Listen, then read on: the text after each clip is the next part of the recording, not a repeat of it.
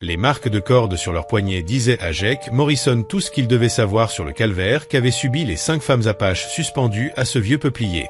Leurs pieds touchaient à peine le sol, leurs voix éraillées s'étaient tues depuis longtemps, et leurs supplications n'avaient trouvé d'écho qu'à cet instant.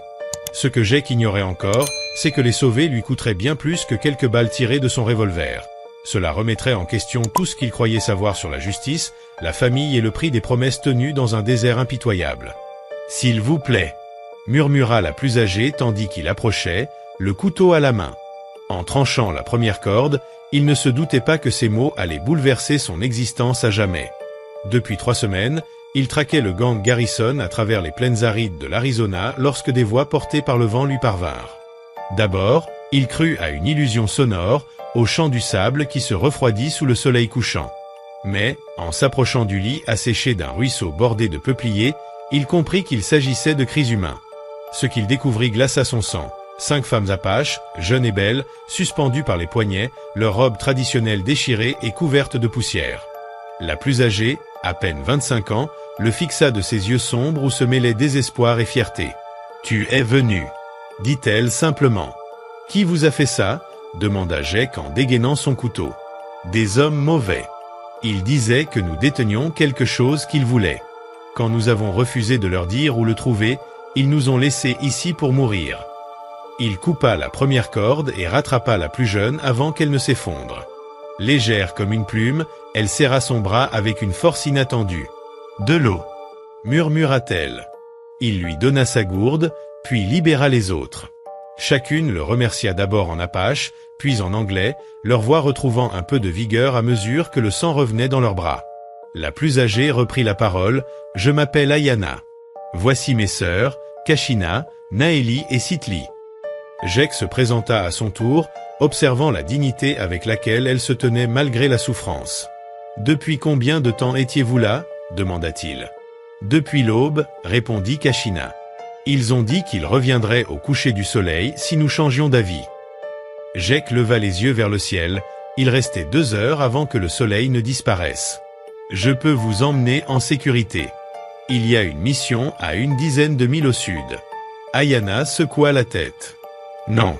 Tant qu'ils vivent, nous ne serons jamais en sécurité. » Elle échangea un regard silencieux avec ses sœurs avant de déclarer d'une voix ferme « Nous voulons que tu nous aides à les traquer. » Jake resta un instant sans voix. « Vous voulez pourchasser ceux qui vous ont fait ça ?»« Oui, » répondit Ayana, le feu de la vengeance dans les yeux. « Ils ont tué notre famille, brûlé notre village. Ils nous ont tout pris, sauf la vie. » Naeli ajouta doucement « Et maintenant, ils veulent aussi nous l'enlever. » Jake savait que ces hommes étaient dangereux. En tant que marshal adjoint, il avait juré de les arrêter pour meurtre et vol, mais en voyant la détermination de ces femmes, il comprit que sa mission venait de changer de nature. « Je chasse des criminels qui n'hésiteront pas à vous tuer », les prévint-il. Ayana s'approcha, droite et fière malgré les blessures. « Nous ne sommes pas des victimes, Monsieur Morrison. Nous sommes des femmes apaches. Nous savons nous battre, suivre une piste, survivre dans ce désert. Ce dont nous avons besoin, c'est d'un homme capable de rendre leur mort légale. » Jake comprit l'allusion. En tant que représentant de la loi, il pouvait faire en sorte que leur vengeance soit reconnue comme justice. Sitli prit alors la parole. « Il y a autre chose que vous devez savoir. » Ayana échangea un regard avec ses sœurs. « Nous savons où se cache quelque chose d'une grande valeur, assez précieux pour que des hommes massacrent des familles entières. » Le soleil descendait, il fallait partir avant que le gang ne revienne. « D'accord, » dit Jake après un instant de réflexion. « Mais si nous faisons cela ensemble, ce sera selon mes règles, dans la légalité. »« Entendu, » répondit Ayana sans hésiter. En selle, les sœurs montèrent à 2 sur les chevaux, les leurs ayant été volés. Jake ne pouvait se défaire de l'impression que cette histoire allait bien au-delà d'un simple vol. Alors qu'il s'éloignait du bosquet, Ayana lança « Il y a une chose encore que vous devez savoir. Une fois que vous connaîtrez notre secret, vous ne pourrez plus revenir à votre ancienne vie. Cette connaissance fera de vous une cible jusqu'à la fin de vos jours. » Jake la regarda, admirant la force et la beauté que ni la douleur ni la peur n'avaient brisée. Peut-être, pensa-t-il, qu'il n'avait plus envie de revenir à sa vie d'avant.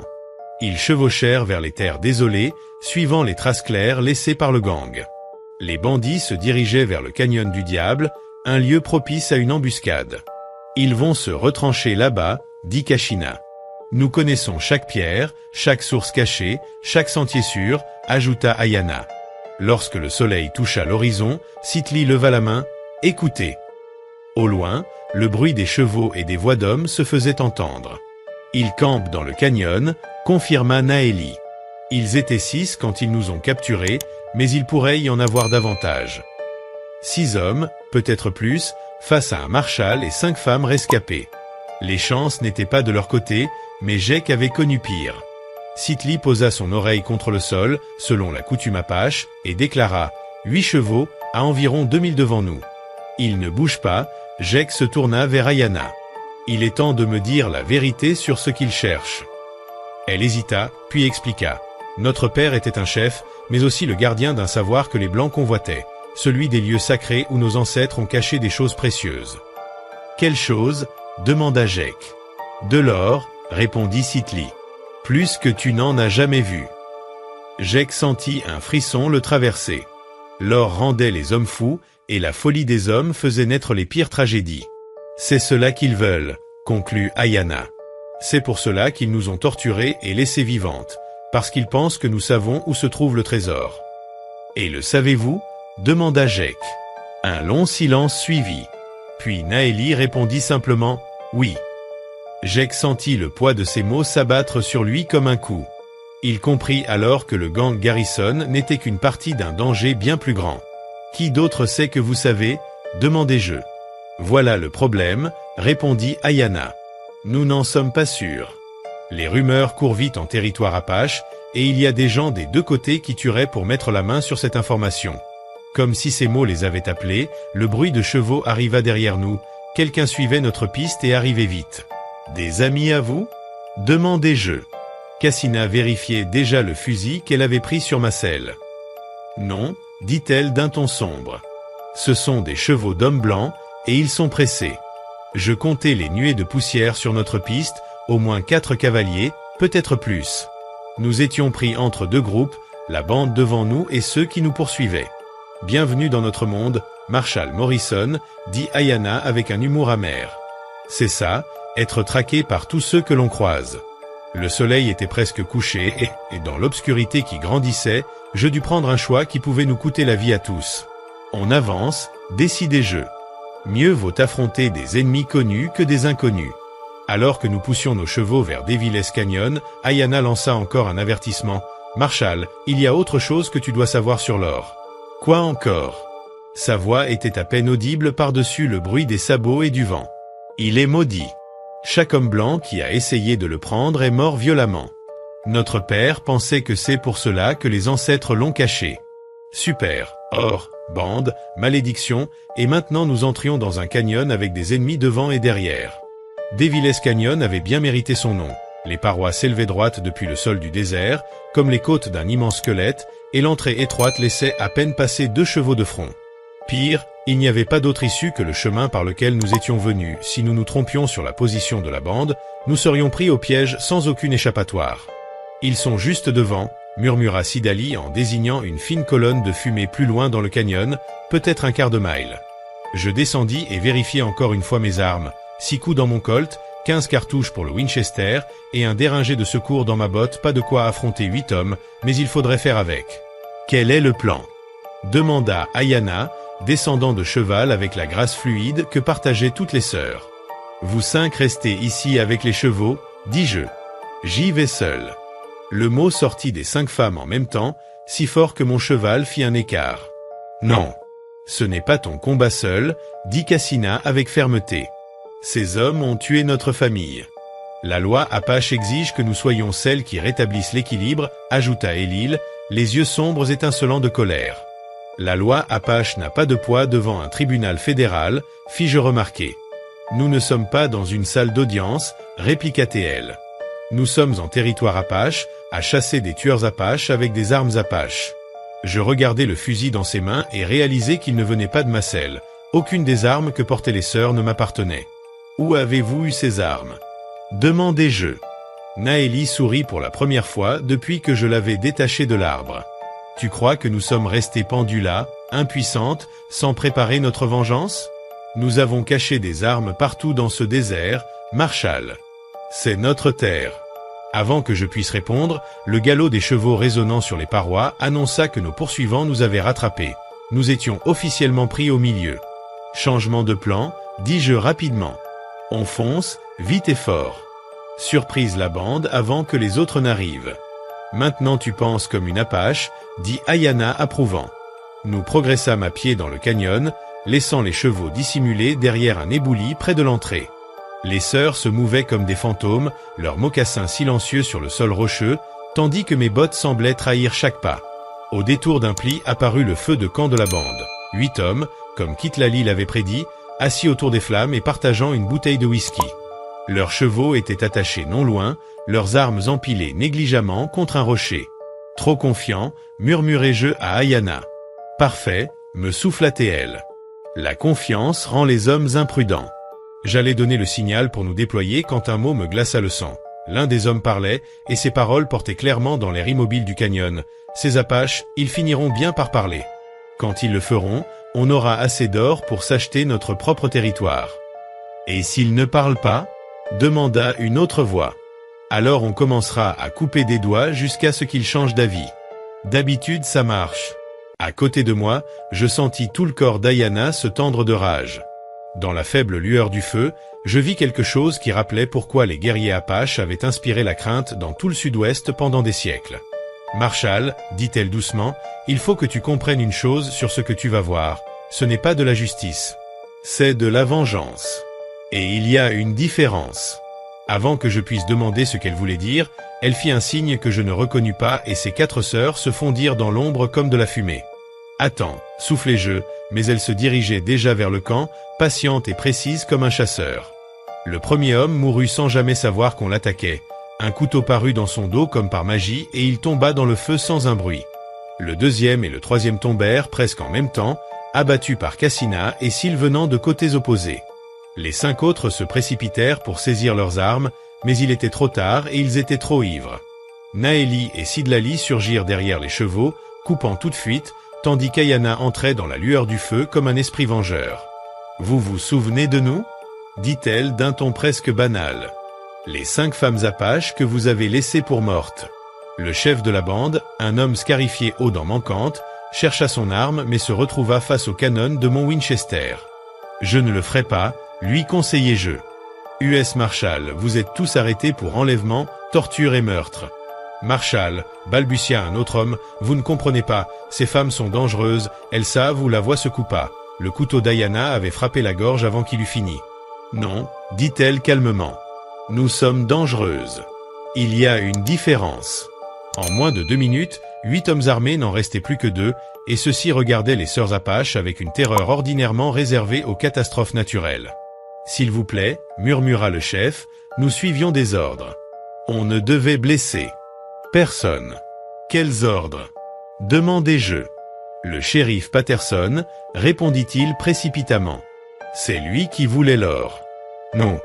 Ayana planta son second couteau dans la poitrine de l'homme et acheva sa confession. Je la regardai. C'était une preuve, dis-je. C'était de la justice, corrigea-t-elle. Et maintenant tu sais pourquoi nous aider à un prix, Marshal Morrison. Derrière nous le bruit des chevaux se fit plus fort. Nos poursuivants seraient là dans quelques minutes et nous allions découvrir s'ils étaient amis ou ennemis. Shérif Patterson, articulai-je en traitant la révélation du mourant. Ça explique comment il savait où vous trouver. Et pourquoi nous ne pouvons jamais être en sécurité, ajouta Cassina en essuyant du sang sur son couteau. Tant qu'il est en vie. Le bruit des sabots résonna sur la roche et Chitlali leva 4 doigts puis désigna l'entrée. 4 cavaliers arrivent vite. Il est temps de voir de quel côté ils sont, dis-je en vérifiant encore mes armes. Ayana regardait ses sœurs avec une expression que je ne sus lire. Il y a autre chose que nous devons te dire, Marshal, dit-elle. À propos du shérif Patterson. Pourquoi il tient tant à cet or? Quoi encore? Sa voix était à peine audible au-dessus des sabots. C'est notre oncle. La révélation me frappa comme un coup physique. Ces 5 femmes avaient été trahies, torturées et laissées pour mortes par un parent du sang. En tant que marshal, j'avais vu des hommes commettre de terribles choses pour de l'argent, mais la trahison familiale blessait le plus profondément. Votre oncle? Répéta-je pour être sûr d'avoir bien entendu. Le frère de notre père, confirma Cassina d'une voix empreinte d'une vieille douleur. Il devait nous protéger après la mort de notre père. À la place, il a vu une opportunité de s'enrichir. Les chevaux se rapprochaient et je compris qu'il nous fallait agir. Le canyon allait devenir un champ de mort et nous étions en infériorité numérique et en infériorité d'armes. Il faut sortir d'ici, dis-je. Mais Naëlie secoua la tête. Plus de fuite, dit-elle. Si Patterson est là, cela s'arrête ce soir. 5 femmes et un marshal contre un shérif corrompu et tous les hommes qu'il aura amenés. Ce n'est pas du courage, c'est du suicide, protestai-je. Ayana s'approcha et, à la lueur du feu, je vis dans ses yeux quelque chose qui me serra la poitrine. Pas seulement de la détermination, mais quelque chose de plus doux, de plus intime. Marshal Morrison, dit-elle doucement, que serais-tu prêt à risquer pour protéger ceux que tu aimes? La question allait bien au-delà de notre situation. Je la regardais, sa force et sa beauté qui avaient survécu à la torture et à l'abandon, et compris que mes sentiments pour cette femme remarquable allaient bien au-delà du devoir professionnel. Tout, avouai-je. Alors tu comprends pourquoi nous ne pouvons pas fuir, dit-elle simplement. Les cavaliers apparurent à la bouche du canyon, silhouettés contre un ciel étoilé. 4 hommes à cheval, se mouvant avec la précision d'hommes de loi aguerris ou de tueurs expérimentés. Shérif Patterson, appelai-je, décidant de prendre l'initiative.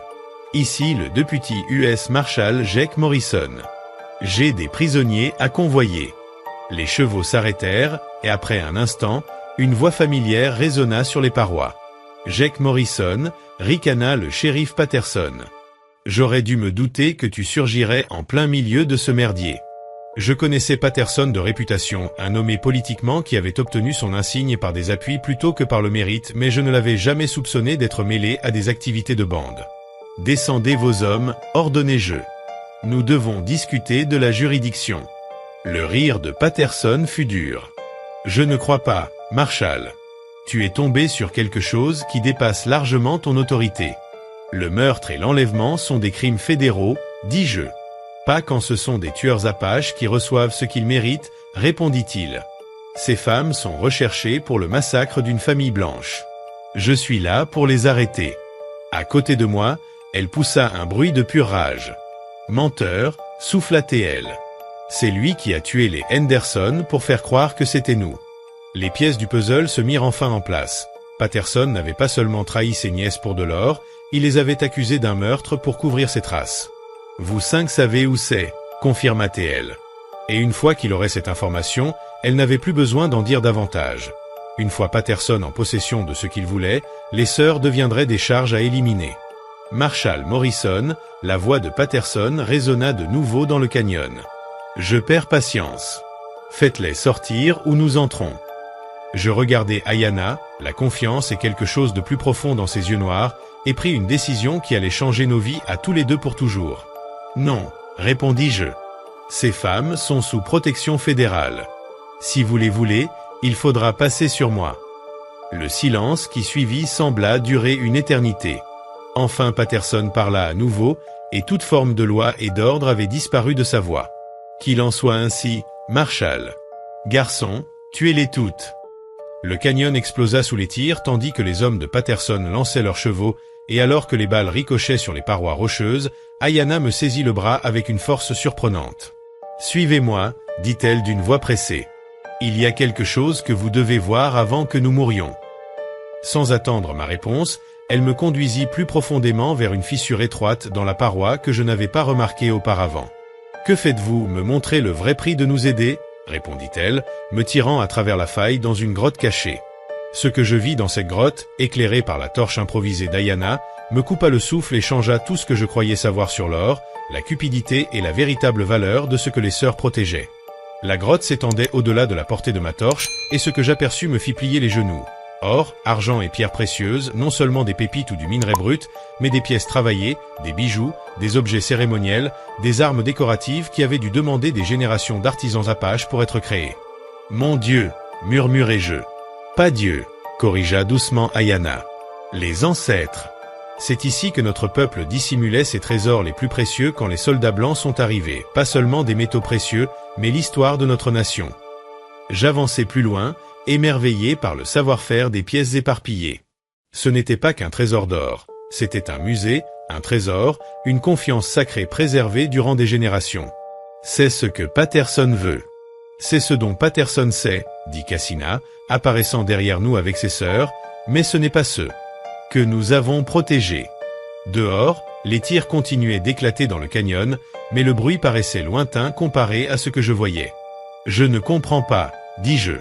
Naëlie s'avança, portant quelque chose enveloppé dans une peau de cerf.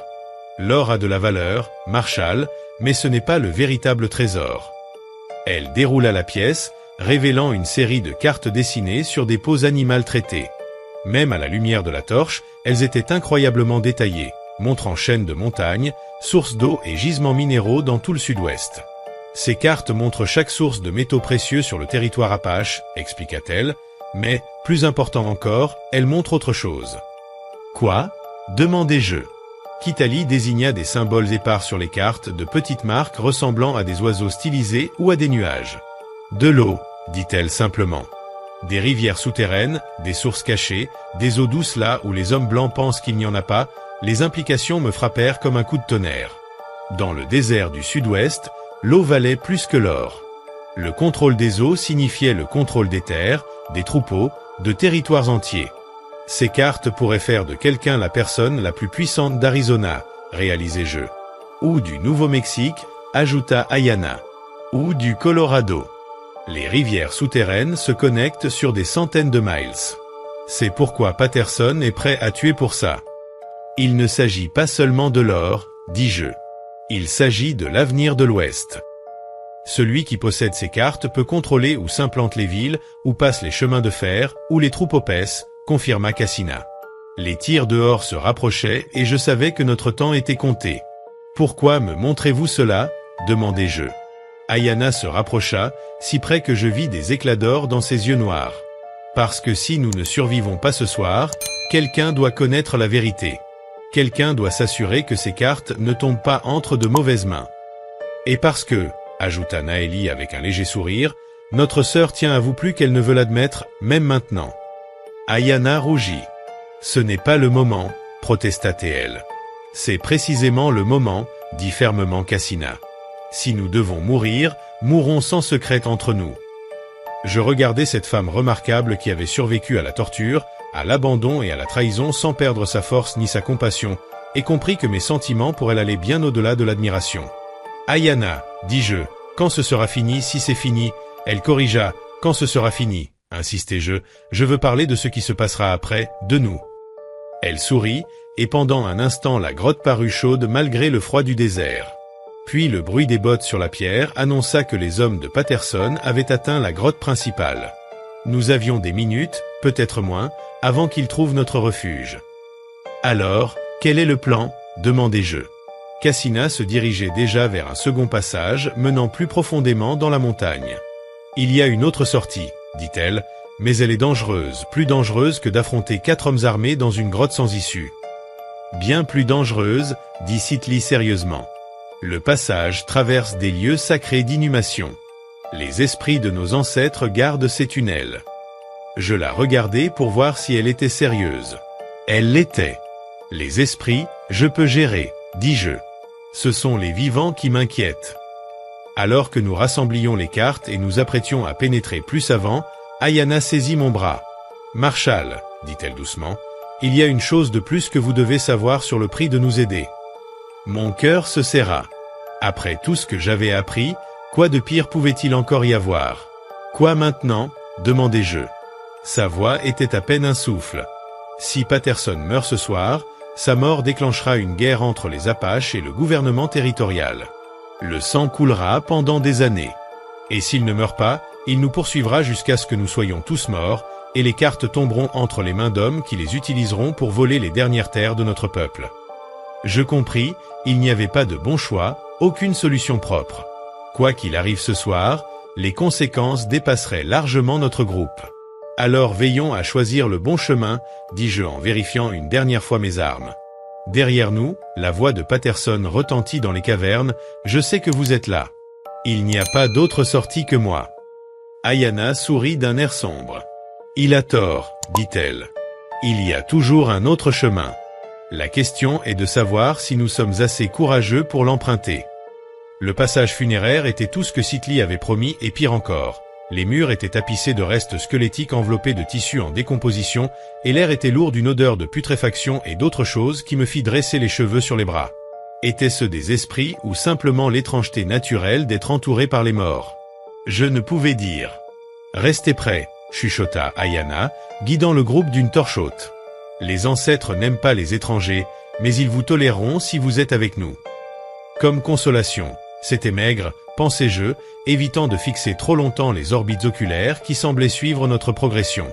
Derrière, nous entendions Patterson et ses hommes fouiller la grotte au trésor, leur voix répercutée par la pierre alors qu'ils découvraient la richesse cachée depuis des générations. Jésus-Christ, souffla l'un d'eux. Il y a assez d'or ici pour acheter la moitié de l'Arizona. Trouvez ces femmes, ordonna Patterson. L'or ne vaut rien sans les cartes. Nous nous enfonçâmes dans la montagne, suivant des galeries qui se ramifiaient et se tordaient au hasard. Sans les sœurs pour me guider, j'aurais été perdu en quelques minutes. Encore loin? Demandai-je. Pas loin, répondit Cassina. Le passage débouche près des ruines de l'ancienne mission, à environ 2 miles d'ici, 2 miles à travers des tunnels souterrains remplis de tombes apaches. J'avais connu de meilleurs jours. Marshall, dit doucement Naeli, quand nous serons à la surface, que ferez-vous de Patterson? C'était la question que je redoutais. En tant qu'officier fédéral, j'étais juré de faire respecter la loi même lorsqu'elle était manipulée par des officiels locaux corrompus, mais j'avais vu suffisamment de preuves pour savoir que Patterson était coupable de meurtre, de conspiration et de trahison au plus haut degré. Je l'arrêterai, dis-je enfin. Qu'un juge fédéral établisse cela. De trahison au plus haut degré. Je l'arrêterai, dis-je enfin. Qu'un juge fédéral établisse la vérité, et s'il résiste à l'arrestation, je ferai ce qu'il faudra. Ayana s'arrêta et se tourna vers moi. À la lueur vacillante de la torche, son visage était un mélange d'émotions contradictoires. « Jake, dit-elle en utilisant mon prénom pour la première fois, vous devez comprendre quelque chose de la justice apache. Nous n'avons pas de salle d'audience, d'avocats et de juges. Nous avons l'équilibre. Quand quelqu'un prend une vie doit être rendue. Je comprends le concept, répondis-je prudemment. Et vous? Demanda Kitali. Parce que Patterson n'a pas seulement tué des membres de nos familles, il a détruit notre village tout entier. 37 personnes sont mortes à cause de sa cupidité. Le chiffre me frappa comme un coup physique. Je pensais en termes de crimes individuels, mais c'était un génocide, la destruction systématique d'une communauté pour le profit. 37, répétai-je. Hommes, femmes, enfants, dit Sitli doucement, y compris des femmes enceintes, y compris des bébés. Ma résolution d'agir uniquement par les voies légales commença à vaciller. Certains crimes étaient trop grands pour les tribunaux, trop monstrueux pour que les avocats et juges puissent en rendre compte. Que nous demandez-vous de faire? Nous vous demandons de choisir, dit Ayana doucement, entre la loi que vous avez juré de défendre et la justice qui doit être faite. Le tunnel s'ouvrit devant nous sur une vaste chambre, et la lumière des étoiles filtrait par des fissures au plafond. Nous étions presque à la surface, presque en sécurité, mais le poids de la décision qu'il me demandait de prendre pesait plus lourd que toute la pierre au-dessus de nos têtes. Il doit y avoir une autre solution, dis-je. Il y en a une, répondit Cassina. Nous pourrions disparaître, emporter les cartes et nous volatiliser au Mexique, laisser Patterson garder l'or et raconter l'histoire qu'il veut sur ce qui s'est passé ici, mais il finit par venir vous chercher. Oui, acquiesça Ayana, et il tuera d'autres familles apaches pendant sa recherche. Le cycle continuerait jusqu'à ce que toute personne susceptible de connaître les sources d'eau soit morte. Nous montâmes vers la surface par une cheminée naturelle, émergeant parmi les ruines d'une vieille mission espagnole abandonnée des décennies plus tôt. Le désert s'étendait tout autour, argenté et noir sous la lumière des étoiles. « Alors, qu'est-ce que ce sera, Marshall ?» demanda Naeli tandis que nous reprenions notre souffle à l'ombre du clocher brisé. Avant que je ne puisse répondre, le bruit des chevaux nous parvint depuis Devil's Canyon. Patterson et ses hommes suivaient notre piste et avaient trouvé l'autre entrée. « Combien de temps avons-nous » demandai-je. 20 minutes, estima Ayana. Peut-être moins. Je regardais ces 5 femmes extraordinaires qui m'avaient confié leur vie, leurs secrets et leur cœur. En l'espace d'une nuit, tout se déciderait. Ils m'avaient montré des trésors que l'imagination seule ne pouvait concevoir, un amour dépassant toute logique, et des choix qui échappaient aux simples notions de légalité ou d'illégalité. Les cartes, dis-je enfin. Que deviendront-elles si Patterson meurt? Elles resteront parmi les nôtres, répondit Ayanna. Elles appartiennent à notre peuple. Et s'il survit? Intervint Cassina d'un ton sec. Alors, il les volera, s'en servira pour contrôler les droits sur l'eau dans tout le sud-ouest et deviendra assez riche pour se payer sa propre armée. Pendant ce temps, la nation Apache mourra de soif, privée du savoir de ses ancêtres. Au loin, le bruit des chevaux se rapprochait. Le moment des décisions était venu. Jek, dit Ayanna en s'approchant de moi dans l'obscurité, il faut que je te dise quelque chose avant que tout cela se termine. Quoi donc? Je crois que je tombe amoureuse de toi, murmura-t-elle simplement. Je sais que c'est insensé, on ne se connaît que depuis un jour, mais je devais te le dire. Mon cœur s'arrêta net. En toutes mes années de Marshall, dans toutes les situations périlleuses que j'avais affrontées, rien ne m'avait bouleversé autant que ces 8 mots. Ayanna. Elle leva la main pour m'interrompre. Tu n'as pas besoin de répondre. Je voulais seulement que tu saches que, peu importe ton choix ce soir, mes sentiments ne changeront pas. Les sabots se rapprochaient. On entendait Patterson donner des ordres. Écartez-vous. Ils ne peuvent pas être loin. Trouvez ces cartes. J'avais pris ma décision. Sœur, dis-je en me tournant vers elle. Ce soir, la justice sera Apache. Ayanna eut un sourire éclatant. Que veux-tu que nous fassions? Ce que vous savez faire de mieux, répondis-je en vérifiant mes armes une dernière fois. Chasser. Patterson et ses 3 hommes restants pénétrèrent dans les ruines de la mission comme s'ils en étaient les maîtres. En théorie, ils l'étaient. En tant que shérif, Patterson détenait l'autorité sur tout le territoire et ses adjoints agissaient au nom de la loi. Mais j'avais appris depuis longtemps que la loi et la justice n'étaient pas toujours synonymes. Je sais que vous êtes là, lança Patterson, sa voix résonnant contre les murs de pierre brisés. Sortez, et peut-être que j'en finirai vite. Nous étions positionnés dans tout le bâtiment. Ayanna et Cassina dans le clocher, Itel et Naeli derrière l'hôtel, Sitli près de l'entrée principale, et moi dans l'ombre de ce qui avaient été les quartiers du prêtre. Une formation de chasse typiquement Apache, faite pour désorienter la proie. Patterson. Criai-je en avançant à découvert, les mains levées, mon arme encore au holster. Parlons. Il se retourna brusquement, revolver en main. À la lueur de la lune, je voyais sur son visage les marques du désespoir et de la cupidité. Marshall Morrison, déclara-t-il d'un ton faussement officiel, je vous arrête pour obstruction à une enquête légale. Quelle enquête? Celle concernant les meurtrières Apaches. Ces femmes ont tué la famille Henderson. J'ai des témoins. Des témoins que tu as payés, répondis-je calmement. Des hommes prêts à jurer n'importe quoi pour quelques dollars. Son visage se durcit. C'est une grave accusation, Marshall. Pas autant que le génocide, Patterson. 37 morts, y compris des enfants.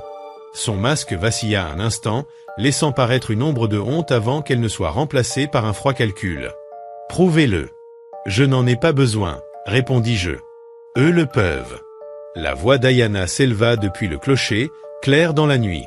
Oncle, dit-elle avec mépris, tu nous as appris à chasser quand nous étions enfants. Crois-tu qu'on ait oublié? Il se tourna vers le son, mais elle avait déjà disparu.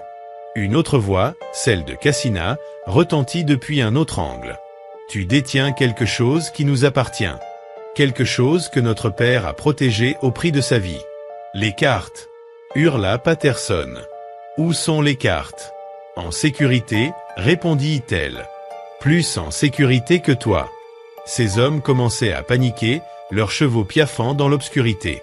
Donnez-moi ces cartes ou je brûle chaque village Apache, cria Patterson. Un silence total lui répondit. Puis, tout près de lui, la voix douce de Naeli. Tu l'as déjà fait, oncle. Tu as déjà brûlé nos maisons. Tu as déjà tué nos familles.